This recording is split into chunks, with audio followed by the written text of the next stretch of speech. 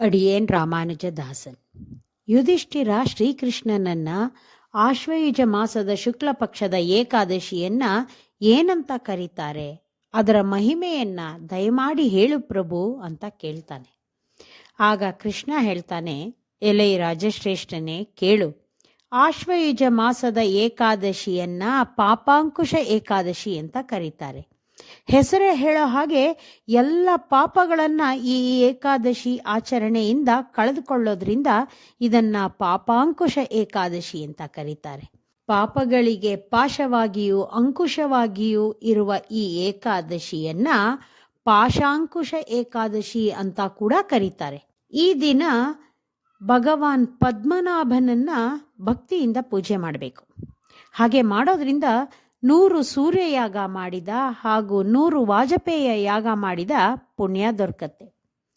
ಹುಟ್ಟಿದಾಗಿನಿಂದ ಬಾಲ್ಯ, ಯೌವನ, ವೃದ್ಧಾಪ್ಯ ಹೀಗೆ ಅನೇಕ ಅವಸ್ಥೆಗಳಲ್ಲಿ ಅನೇಕ ಪಾಪಗಳನ್ನ ಮಾಡ್ತಾನೇ ಇರುವ ಮನುಷ್ಯ ಈ ಏಕಾದಶಿಯನ್ನ ಮಾಡಿದರೆ ತನ್ನ ಎಲ್ಲ ಪಾಪಗಳಿಂದ ಮುಕ್ತಿ ಹೊಂದಿ ವಿಷ್ಣು ಲೋಕ ಹೊಂದುತ್ತಾನೆ.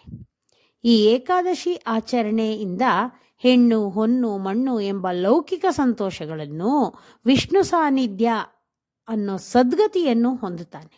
ಇದರಿಂದ ಆಯುಷ್ಯ, ಆರೋಗ್ಯ, ನೆಮ್ಮದಿ, ಅಭಿವೃದ್ಧಿ ಹೊಂದುತ್ತೆ. ಹಿಂದೆ ಅರಣ್ಯದಲ್ಲಿ ಬೇಟೆಯಾಡ್ತಾ ಜೀವನ ಸಾಗಿಸ್ತಿದ್ದ ಕ್ರೋಧನ ಅನ್ನೋ ಒಬ್ಬ ಬೇಟೆಗಾರ ಇದ್ದ. ಅವನು ನಿತ್ಯ ಪ್ರಾಣಿಗಳನ್ನು ದಯೆನೇ ಇಲ್ಲದೆ ಬೇಟೆಯಾಡಿ ಕೊಲ್ತಾ ಇದ್ದ. ಕಾಲ ಕಳೆದ ಹಾಗೆಲ್ಲ ಅವನಿಗೆ ತಾನು ಮಾಡ್ತಾ ಇರೋದು ಪಾಪಕರವಾದ ಕೆಲಸ ಅನ್ಸಕ್ ಶುರುವಾಯಿತು. ಇಷ್ಟು ದಿನ ಸಂಗ್ರಹ ಮಾಡ್ಕೊಂಡಿರೋ ಪಾಪದಿಂದ ತಾನು ಎಷ್ಟು ಶಿಕ್ಷೆನ ಅನುಭವಿಸ್ಬೇಕಾಗತ್ತೋ ಏನೋ ಅಂತ ಯೋಚನೆ ಮಾಡಿ ಮಾಡಿ ತುಂಬ ಭಯಭೀತನಾಗಿರ್ತಾನೆ. ಆ ಭಯದಲ್ಲೇ ಅಲಿಯುತ್ತಿದ್ದ ಅವನು ಒಮ್ಮೆ ಅಂಗೀರ ಮಹರ್ಷಿಗಳನ್ನ ಭೇಟಿಯಾಗ್ತಾನೆ.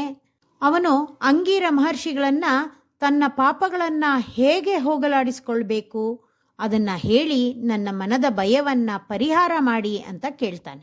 ಆಗ ಋಷಿಯು ಅವನಿಗೆ ಆಶ್ವಯುಜ ಮಾಸದ ಶುಕ್ಲ ಪಕ್ಷದ ಏಕಾದಶಿಯನ್ನ ಪಾಪಾಂಕುಶ ಏಕಾದಶಿ ಅಂತಾನೆ ಕರೆಯಲ್ಪಡೋದ್ರಿಂದ ಆ ಏಕಾದಶಿಯನ್ನ ಮಾಡಿದ್ದೇ ಆದರೆ ನೀನು ನಿನ್ನ ಪಾಪಗಳಿಂದ ಬಿಡುಗಡೆ ಹೊಂದುವೆ ಅಂತ ಹೇಳ್ತಾರೆ. ಅಂಗೀರ ಋಷಿಗಳ ಮಾತಿನಂತೆ ಕ್ರೋಧನನು ಪಾಪಾಂಕುಶ ಏಕಾದಶಿಯನ್ನ ಮಾಡಿ ಪಾಪಗಳನ್ನ ಕಳೆದುಕೊಂಡು ಅಂತ್ಯದಲ್ಲಿ ವೈಕುಂಠವನ್ನ ಹೊಂದುತ್ತಾನೆ. ಹಾಗಾಗಿ ಯುಧಿಷ್ಠಿರ, ಪಾಪಾಂಕುಶ ಏಕಾದಶಿ ಮಾಡುವವರು ತಮ್ಮ ಪಾಪಗಳನ್ನೆಲ್ಲ ಕಳೆದುಕೊಂಡು ಸುಖ ಜೀವನ ನಡೆಸ್ತಾರೆ ಅಂತ ಶ್ರೀಕೃಷ್ಣ ಹೇಳ್ದ.